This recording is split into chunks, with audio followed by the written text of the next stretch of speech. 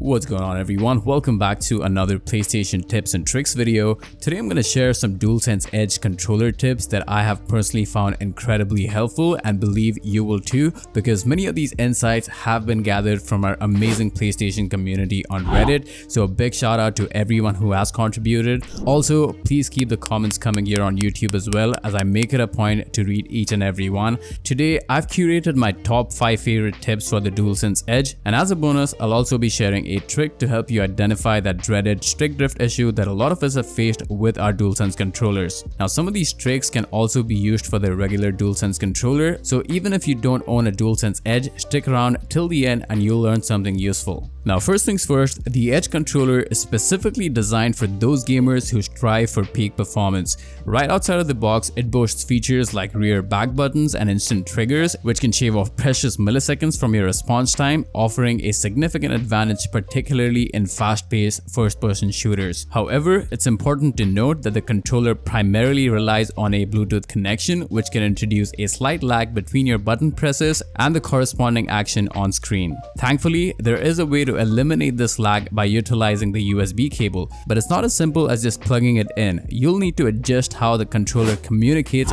with your console. To do this, head over to the settings menu, navigate to the Edge settings, then find the controller settings, and finally switch the controller communication method to wired. You'll then see a wired indicator in the bottom right corner next to the controller icon, confirming that the connection is now established via the USB cable instead of Bluetooth. This wired connection will significantly enhance the responsiveness of the controller, providing you with those crucial milliseconds that can make all the difference in competitive gaming. Now, as a longtime fan of Pro controllers, I've tried and tested quite a few of them, and it's worth mentioning that the design of the back buttons on some of these controllers differ quite a bit from the Edge, and many users actually prefer other layouts. However, a fantastic feature of the Edge controller is that you can actually reposition the back levers to mimic the feel of most Pro controllers. To achieve this, you'll need to reverse the LB and RB levers. This might take some getting used to, so I wouldn't recommend it if you are already comfortable with your current setup, but if you've used other setups before and liked it, or if you're simply not completely satisfied with the Edge's default lever placement, I encourage you to give this a try and see how it impacts your gameplay.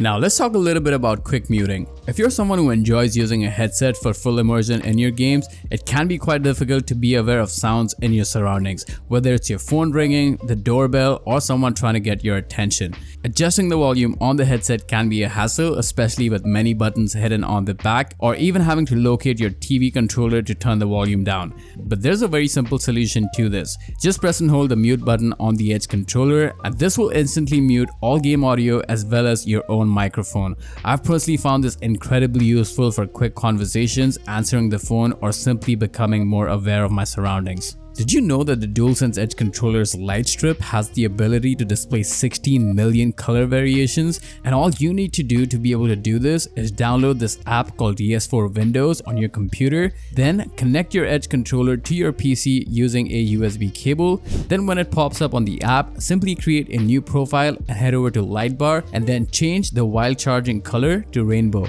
This setting will instantly apply this cool rainbow effect to your DualSense Edge's light bar, and fun fact, you can also do this on your regular DualSense controller.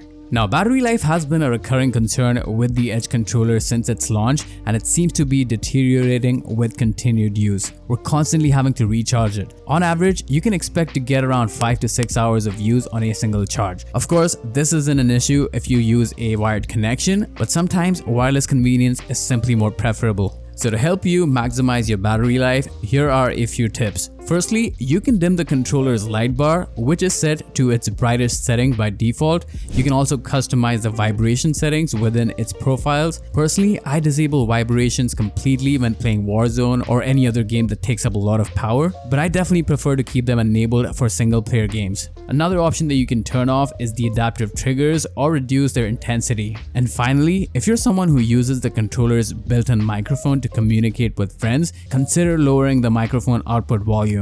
You might not want to disable all of these features, but even adjusting a few of them can noticeably improve your controller's battery life. And now for the bonus tip, this one will help you diagnose any stick drift issues that might be plaguing your controller. Within the controller settings, you have the option to adjust the dead zones of the thumbsticks. However, it can be a little bit tricky to determine the actual extent of stick drift present. Below the dead zone adjustments, you'll notice a line that represents the sensitivity curve. If you look closely, you might see a blue bar jumping erratically along this line even when you're not touching the thumbsticks.